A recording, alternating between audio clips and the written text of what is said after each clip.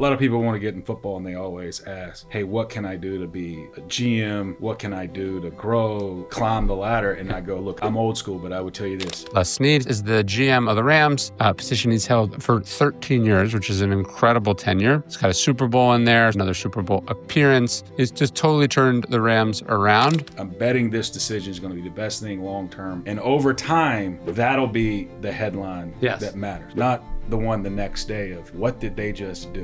I remember I asked you a question, which might have been insensitive, but I said, can't believe we didn't get that. Man, if we'd have just had that field goal, right? There's all those emotions. You definitely make big moves that maybe, I think a couple seasons after a Super Bowl trading their quarterback, not all GMs would have done that. Because if it doesn't go well, you look like an idiot. If I ever had a chance to take this philosophy somewhere else, maybe I would add this to it.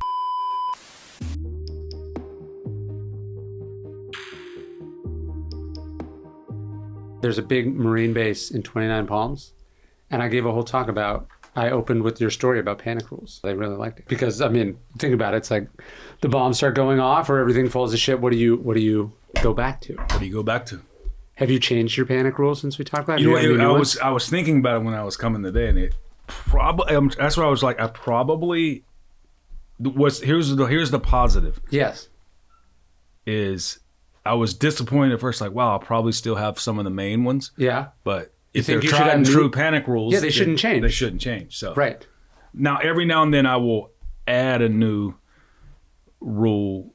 You know, there's an evolution where you go, okay, this is a new rule. Yeah. So, and it's based on maybe what's a new one? A new. What's the last panic rule? One of them's been can't put life in a microwave.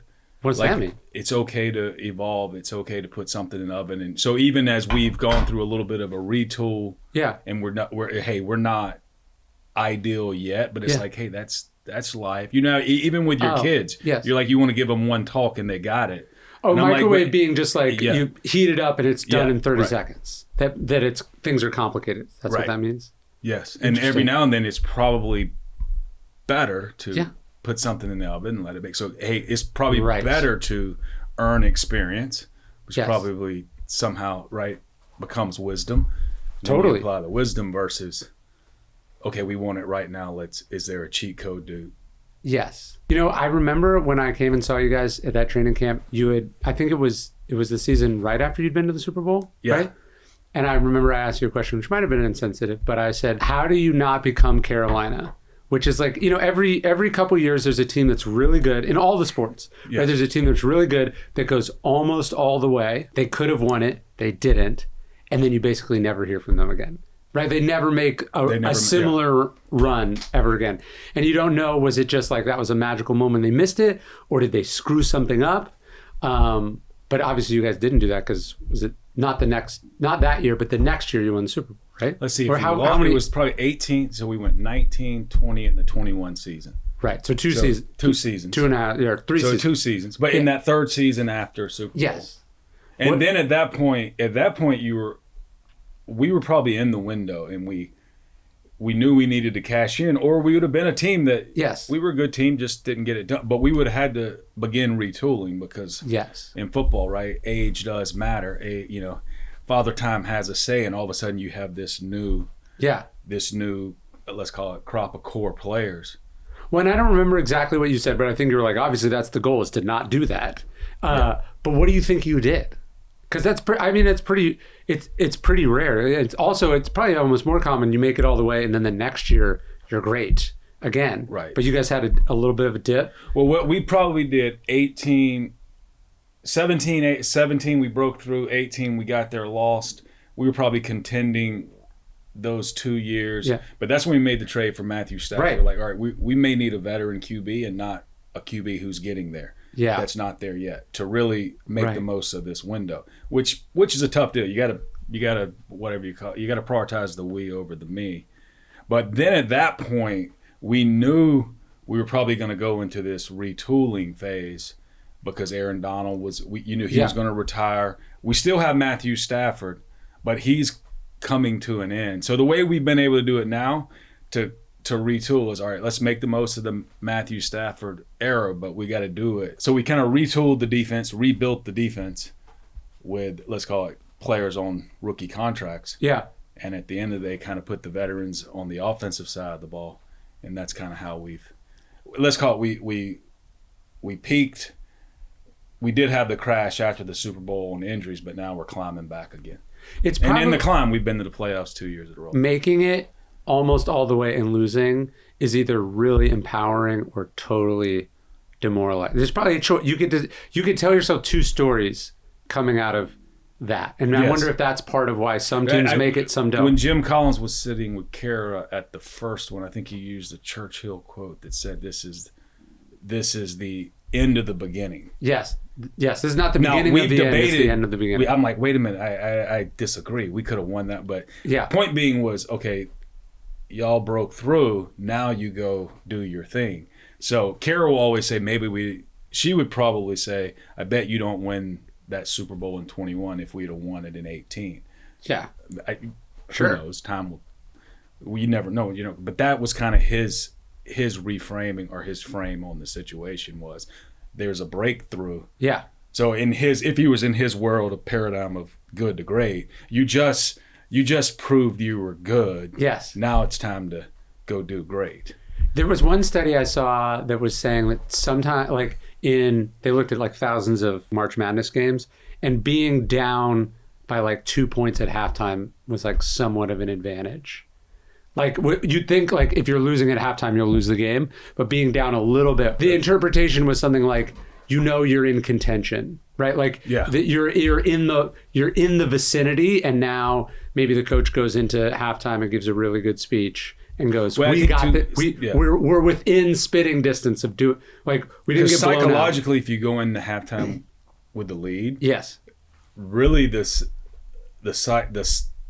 you're probably mainframe of psychology. Okay, we can't now lose this. Yes, we had the lead at half. Yeah. All we can do now is lose it.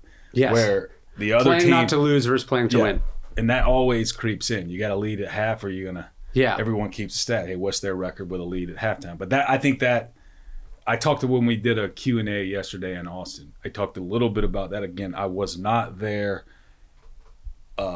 when if you're a golf fan and you were watching Roy McIlroy try to win the Masters. Yeah. But when he had the lead and he went to that par 5, and he really played not to lose when he laid up. Yeah. And then after laying up, he put it in the water. And I'm not sure in Rory's career at Augusta he's ever laid up on that hole. Yeah. But that's probably, I could see it from a psychological aspect. It's better to be, okay, we're tied, we're a stroke back, we're in it, let's keep playing the win. Yeah. Not playing not to lose. Yeah, playing not to lose trying not to screw up is you're thinking screw up. That's all because you have the lead, so all you can.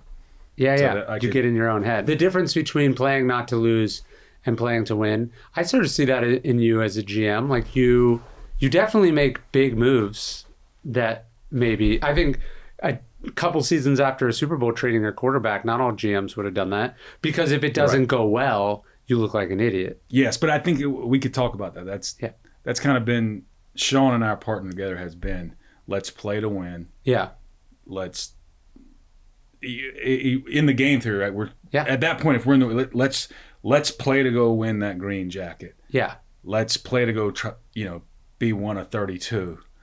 And that doesn't mean you're going to get it, but let's just make sure we do that. I would rather try and not win the green jacket than get to the clubhouse and go, I think if we'd have just played to win it, maybe we'd have won this thing, versus I think we played not to lose. But I think a lot of people play not to lose. That psych bleeds down to everyone. It compounds, I think, at halftime. Right, it compounds in the second half, where now, your players aren't attacking; they're more trying to.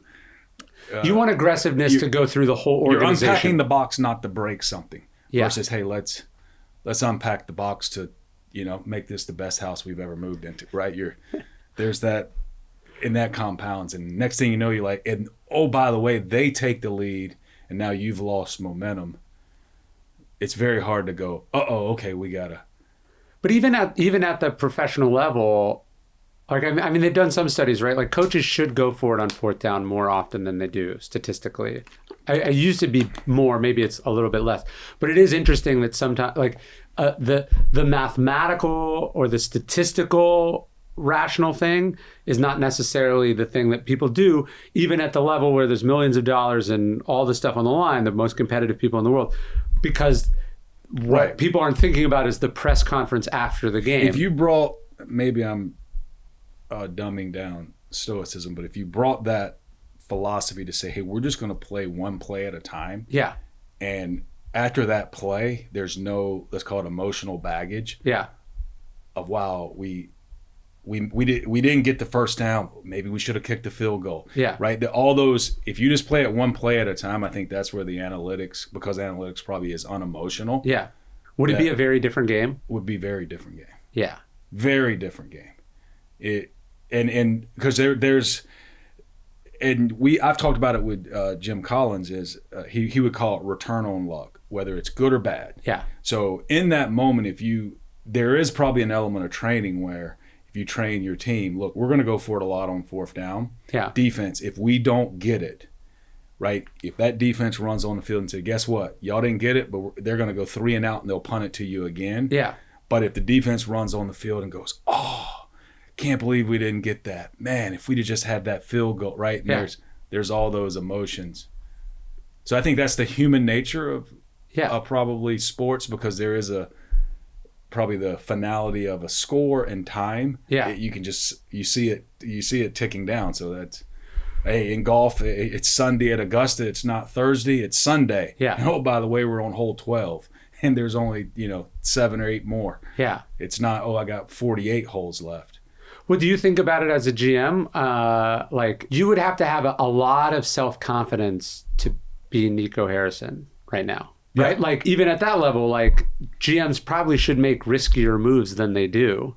But you don't want the owner to be mad at you. You don't want the fans to be mad at you. You don't want them wearing T-shirts with your face on it. Like, part of everyone's, I think, instinctive choice is to, like, not rock the boat, not get in trouble. Like, and so what you end up leaving on the table is potentially risky, successful moves. I always say a general manager versus a coach. Coach may, let's just say you have a bad half. You can come in, make halftime adjustments, and win the game, and you'll forget the bad half. Yeah. Nico now, right, for that move, right, is going to be somewhat judged on how it all plays out. So it goes back to the microwave.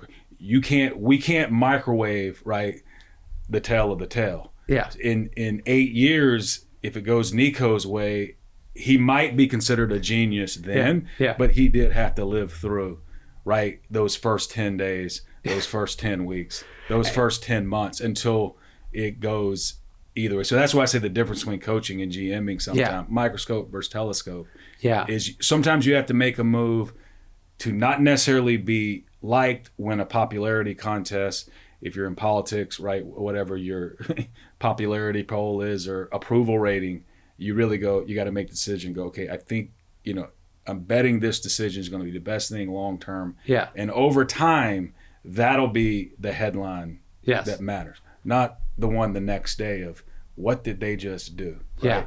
Now, what's interesting, I tell people all the time, in active duty, a lot of times it is hard.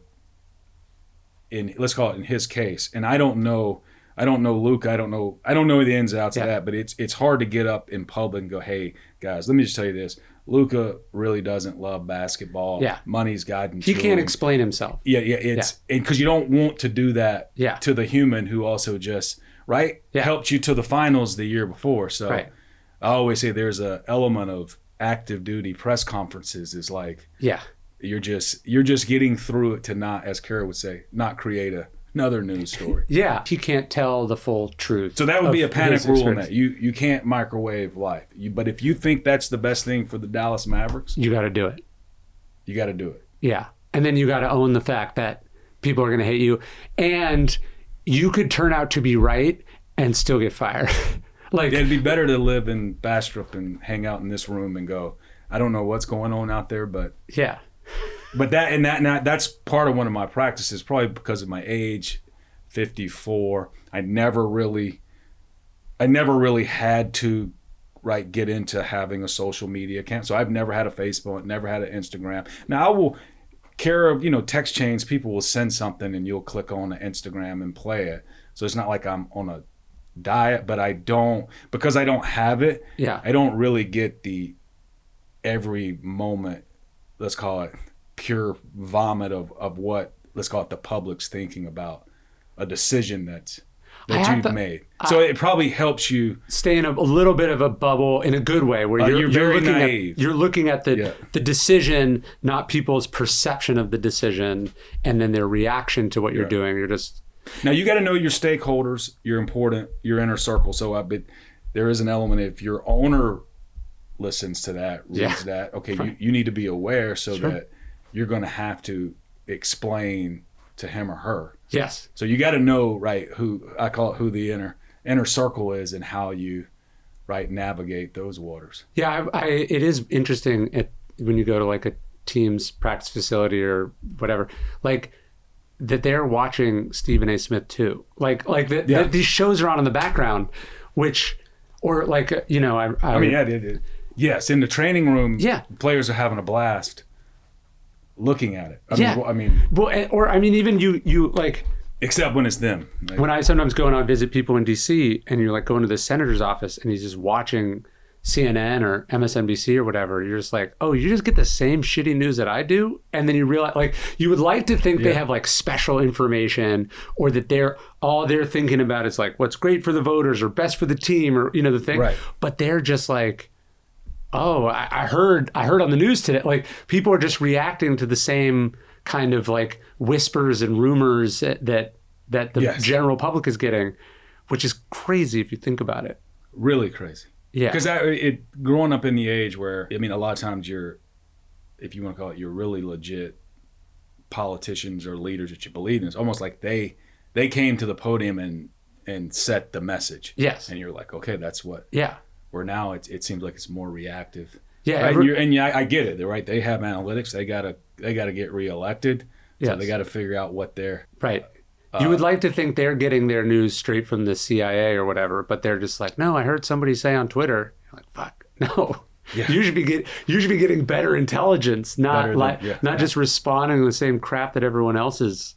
Like, we're looking to you, and it turns out you're looking to us, and we're just like pointing. It would seem like if I were a politician, I'd probably say you should have maybe you should have a wall of televisions, and the left and the right. Yeah. Maybe even the TVs. The more center the news feed is, get them closer and go, okay, someone needs to be analyzing what everyone's saying, right? All the viewpoints. Not just you, but I think it's just you. Yeah. Yeah, I think you're in charge. They voted you in, and you should be making your decisions based on the data, not on vibes. I might be a one-termer, but that's how I would approach it. But that's also why we have term limits. That's what's so crazy about it. It's like, imagine what you would do as a GM with 6 years guaranteed job security. Not like a 6-year contract, but like you couldn't be fired for 6 years. You would actually be able to play to win, right? Like the point of the job security is we want you to make hard decisions, and we want your term to not overlap with, say, a senator and a president. Like, you're going to be in office longer than they are, right? And so you should have the ability to think longer term. That's why we put that into place. And then everyone's riding the kind of day-to-day cycles and they're not thinking long term. That must be the hard part about like trying to plan for the future of a team, and at the same time thinking about your interests, right? Like, what's good for you right now might not be what's best for the team 5 years from now. And the tension between those two things, that's what's so impressive when you see people who have been somewhere a long time build an institution, is like they were able to defy the gravity. Yeah, that's what, going back to, if I bring Jim Collins back, when I read Good to Great and the Level 5 Leader. Yeah. A little bit not saying I'm level 5, tried to model it like, okay, those people put the institution, the organization, the team first. Yeah. And what I've always thought is if you try to do that, it'll probably end up benefiting you individually, right? Yes. Like if you try to do that and the institution, the organization, the business, the team is successful, then that probably is good for you as the individual as well. Yeah. Versus the other way, going, okay, let me try to navigate where I do everything to make sure myself as the individual is reelected, Yeah. and then hey, if it's good for the institution, then we've seen that when people are navigating the politics, and sometimes I thought that just seems exhausting. Like, I'm going to try to make sure all the people in charge really, really, let's call it, like me. Yeah. And you work that political game when I'm like, it seems like it'd just be easier to go be help good the at Dallas football. Mavericks be good at basketball than, yes. okay, I need to make sure, I'm saying this to this owner, I'm saying this to the limited partner, I'm saying this to the president, and you're playing all of those. Now, some people, that might be their superpower. Some people are political animals. Some people are, let's just try to get play quality football, and it usually works out for everyone. Yeah. I mean, I think about that as a writer. It's like you can try to chase trends or fads or, get the best or the biggest deal or the best marketing, or if you only have a finite amount of energy. So you should probably just spend your energy trying to make the best fucking thing possible. And more often than not, that's going to get you where you want to go. And that's probably how you started. Yeah. Like, I like writing. Why would I not focus on the thing that I got into it for? But I get to now, once you have a bestseller, then it's like the marketing people, the business, they now, hey, we want another bestseller. Yeah. So it would probably be easy to go, okay, I'll just write a couple books, and who cares if they're good. But then it would be interesting. You could tell me as a writer, sometimes I'm like, will that catch up with you though? Like, it's like, oh, definitely, I'm not reading Ryan again. And then when you do say, you know what, I'm going to pour into the one last book from my soul, and everybody's like, nah, I'm not reading that one because your last three were kind of sequels that I think people can sense when you're doing it for some reason other than what you say you're doing it for. So if you're like, this will get me lots of speaking, or this will get me lots of consulting, or this will make me look smart, but you don't actually care about it, I think you can sense in the product whether the person's heart is in it or not. And also, again, like, there's so many things you could do with your life. So you should spend the life on the things that you like doing. Like, and if you can get to that point where there's no pressure of, right, you could be the author who, writes, his passion or her passion, and then it's like, wow, okay, I'm going to do these two things because I need to, feed the family per se. So you get those phases of life where you can understand. I mean, that's real. Totally. Yeah, it's all easier to do once you're good. Yes. Then you can have more sort of creative. But to me, that's also the point of getting to a place of good, right? Like, I think a lot of people say, okay, like, when I'm later, I'm just going to focus on this, or once I've made enough money, I'm going to do this. But then the problem is we move the goalposts on what that thing is. And so we're never actually secure. A lot of people want to get in football, and they always ask, hey, what can I do to be a GM? What can I do to grow, climb the ladder? And I go, look, I'm old school, but I would tell you this: just try to be very good at what you're doing now.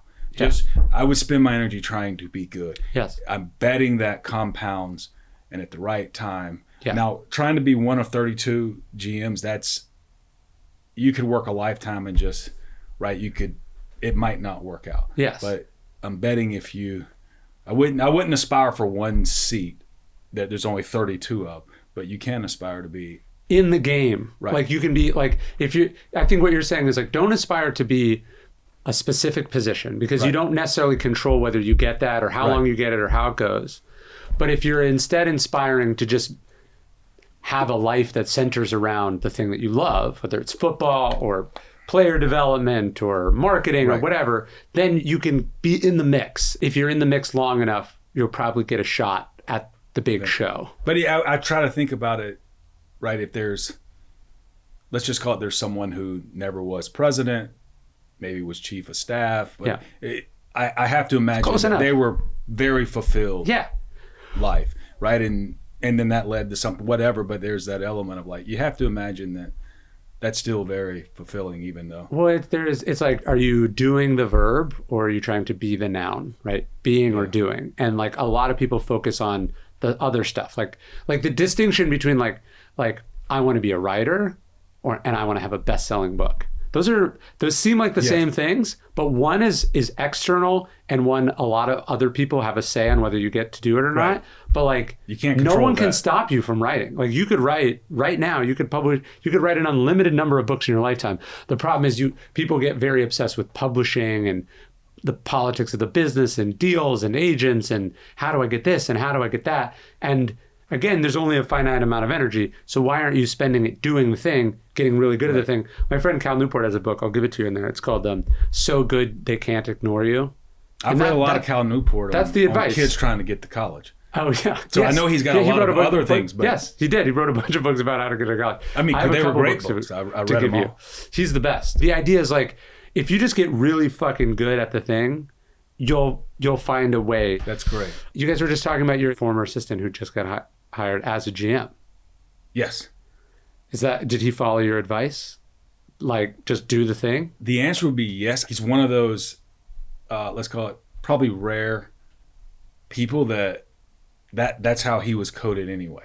Right. So he was perfect for that, in that he never tried to get the next job. He never tried. He really just wanted to do his best at making, let's call it my life easier, or making the GM jobs more impactful. Yeah. So that's what he went about doing. And by doing that, he was very, let's call it proactive in probably my idiosyncrasies, and also then, hey, maybe what the organization needed, desire, what would make it more efficient. So he never came in and said, I think we ought to do this. Yeah. He just, the next time, right, the phase of the calendar came around, that he had already implemented all of that. And you were like, wow, that's, I guess that's what's really good is that we never had a meeting. He just said, he just did it. He just did it. And how long did he work for you? It would be about 9 years. I think that's the other thing, is people want the thing, but they want it right now. They want it to, they're like, how can I be a GM, or how can I be a best-selling author, and how can I do it right now? You would appreciate this from his dad. So you get it. It's interesting too. He was 34. So he's 34, one of the youngest GMs, if not the youngest. And I remember when Jacksonville, one of their best players ever, Tony Baselli, was helping with the search. I remember him asking me, how old is James? I'm like, you know what, Tony? You can ask my staff. I'm not really a big birthday guy. Can't say you got to believe in birthdays. They happen, but it's just, I really don't know how old he is. And he's like, what do you mean you don't know how old he is? I'm like, I promise you I don't. I mean, he's somewhere between 25 and 30. But I could get into his, you'd really appreciate his dad, but his dad, longtime high school football coach. And probably James was on his path in St. Louis. That's where we first met. And he coached my son in St. Louis. And that was probably going to be his path. I would bet he would be a head football coach and a principal of a high school and be one of the best at both. But his dad, during this whole process, his question and advice, really his question, James, you don't have to go be a GM if you don't want to be. Wow. I want to make sure that's what you want to do. Because James had never really ever articulated to anyone, really, hey, I would like to be a GM one day. Yeah. He really basically articulated, look, however long we work together, I want to, right? Just be great at what I'm doing. And then we'll see what happens after that. So it was really neat to see a parent going, okay, the opposite of pressure. This is one of 32, but if you don't want to do it, you don't have to. There's a story about this samurai master. The student comes to him and says, I want to be a samurai master. How long does it take? And he goes, 10 years. And the student's like, no, I really want to be a samurai master. I'm going to give everything. I'll be very dedicated. How long will it take? And then the master goes, 15 years. And he goes, no, I don't think you understand. I'm in a hurry. I got to be the master. I'm coming to you. I want you to teach me to be a master, and I need to do it in as short a time as possible. How long will it take? And the teacher goes, 20 years. And there's something about patience there, that if you think you can do it in a short amount of time, if you think you're the kid going places, if you think you can somehow speed it up, like the people who become the youngest to ever do something, I actually tend to find were not that motivated to do a thing by a certain time. They were just totally absorbed in doing the thing. And then somebody else very successful or experienced sees something in them and elevates them sooner than maybe they even think they were ready for. That's how it happens. It's not something you can force or even like acquire for yourself. Perfect. Now, because you use that story, I was coming, okay, how are you going to be impressive on this podcast, right? There's pressure. And I'm You're like, okay, my panic rules, and the only thing I have is my new panic rule is you can't microwave life. But the Samurai Master that's what he's saying. Is saying that. Now, it is interesting. Someone like James, it seems like it was microwave, but maybe he was 9 years is not a microwave. Yeah, that is still 9 years. But point being is he didn't try to do it in a day. He didn't try to do it. That was not his. Yeah. And we made the joke as it was making news around the time he got the job, but not that an apprentice, this is all you do, but I really, really loved green tea. And I always go, James, the first thing I want you to do is just make sure I got a green tea in the morning. Because he had gotten a job, and I'm like, there's going to be times where I don't even know what to give you to do. Yeah. But if I'm busy, just make sure you don't come look like one of those puppies. You got your puppy out there, and they're kind of looking at you like, let's go play. And I'm like, I just don't have time to play right now. But I use the example that there was that moment of James just recognizing that even though I never asked for a green tea in the afternoon, he kind of knew that I really wanted to be. I wanted a green tea in the afternoon, and then I probably wasn't going to be the guy to go, hey, James, I know you're getting me a green tea in the morning, but you need to do it in the afternoon.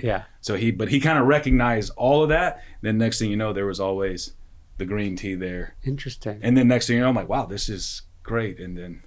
But the point being is, I know there's more to life than getting someone green tea, but he dominated that. And what I tell people is everything after that, yes, the same.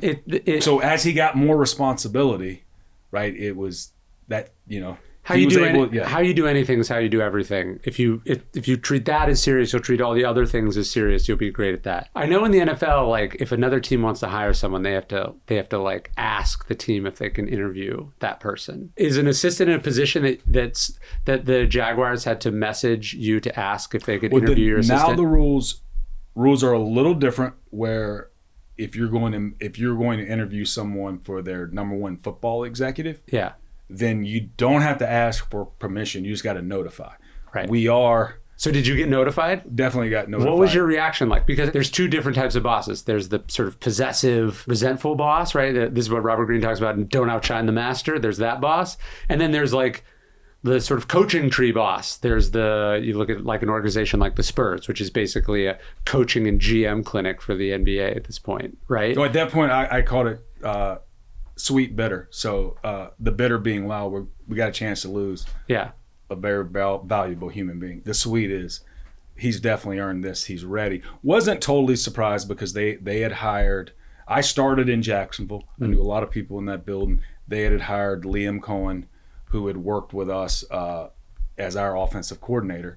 Now, he was coming from Tampa Bay at the time. So there was this, when Liam was interviewing, there was you sensed it might be happening. He definitely discussed, hey, if I were the head coach here, I'd love to set it up like we had it set up when I was in Los Angeles. So there was a lot of discussion about how we did things systematically in LA with the Rams. So it wasn't like, wow, there's all of a sudden we get a notification and oh wow, they discovered James. So you somewhat knew it was coming based on that. But so more Spurs, more sweet bitter.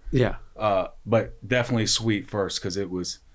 Oh, I see what you're saying. Sweet bitter, because it's more sweet than bitter. Like you're happy, and then you also understand like, shit, this is going to cost me at some level. And then also now you're in competition against someone you know is very good. And all he had done for myself, the Rams, more happy than bitter is. And that's also, I think that's the obligation. Like very few people, when you hire them, you're like, this person's going to work for me forever. Like you're part of the arrangement, part of the payoff for getting the green tea is that you're not only not going to stand in this person's way in the future, but you're actually going to help them get to where they want to go, which is, again, almost certainly not getting green tea forever. Like it's an exchange, and that like you have an obligation and I think a duty to like pay forward the door opening that other people did for you. That's the fortunate thing being started in my first year as a GM was 2012. We're going into the 25 season. Yeah. Right. So what is that 14, 13, whatever. Pretty good run. It was, I would have bet the under. Yeah.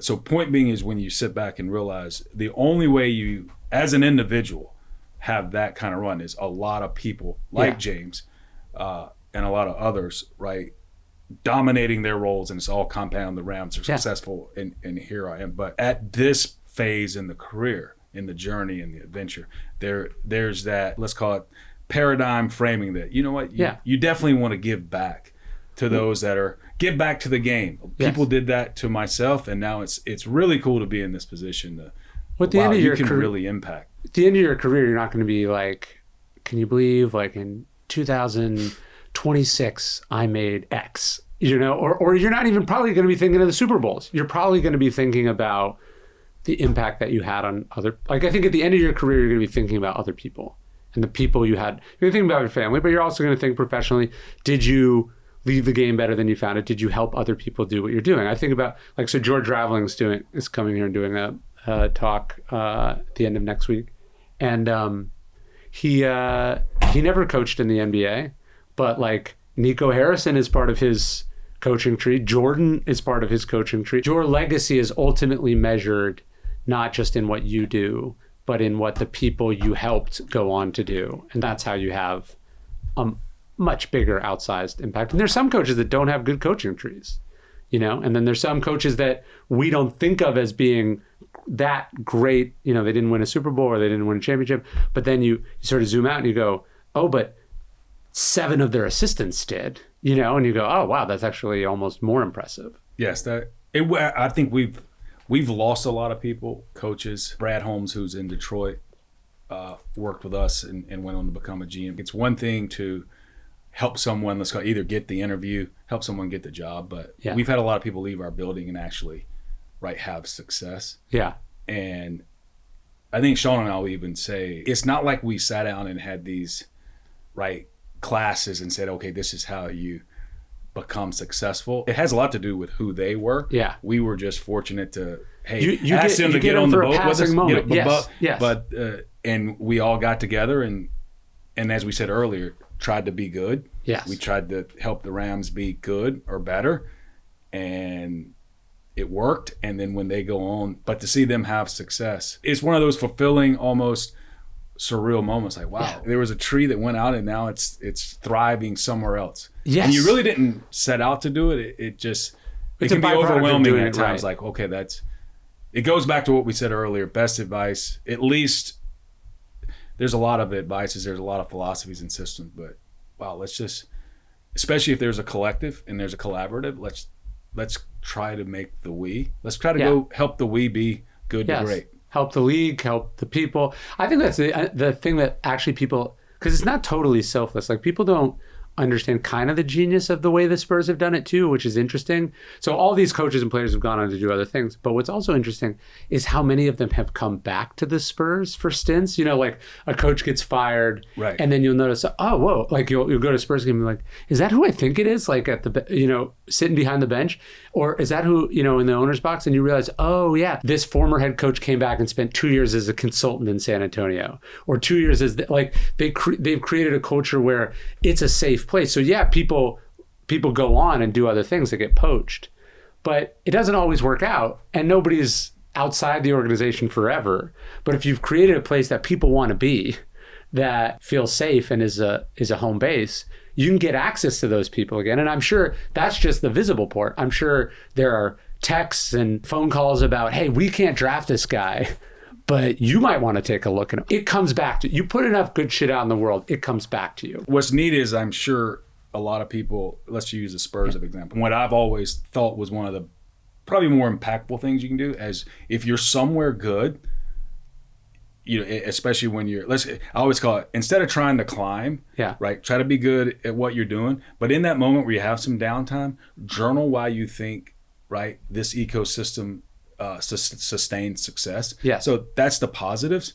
But in the other column, go, if I ever had a chance to take this philosophy somewhere else, maybe I would add this to it. Yes. And what's neat is you probably see, it's called a spur system. Sometimes it works, sometimes it doesn't. But as it moves on, there's a chance that it's actually evolving. Yes. And I mean, Steve Kerr's a great example. Yeah. Because they added, and sometimes when you're in charge, so if you're RC Buford, if you're Greg Popovich, they're going through their changes now, right? Because they have the responsibility of sustaining this, you often don't have as much time to journal. Sure. You're just hey, the next day on the calendar trying to sustain it. And I do think that's why really good people, right, under working within the ecosystem do have that time to journal and go, ooh. And it's awesome if you can sit down and download after action view, how do we get better from within? But when someone takes it and I call it adds their fingerprint to it, like you said, Steve. Yeah, they go out and maybe they can experiment and try things that you can't do in your organization. And then if they come back, you can apply, or you can just learn from what they're doing. Yeah, you should want your assistants and your coworkers and your employees to go off and do things and report back. Like the exchange continues even if you're not technically colleagues or, coworkers anymore. No doubt. You want to go check out some books?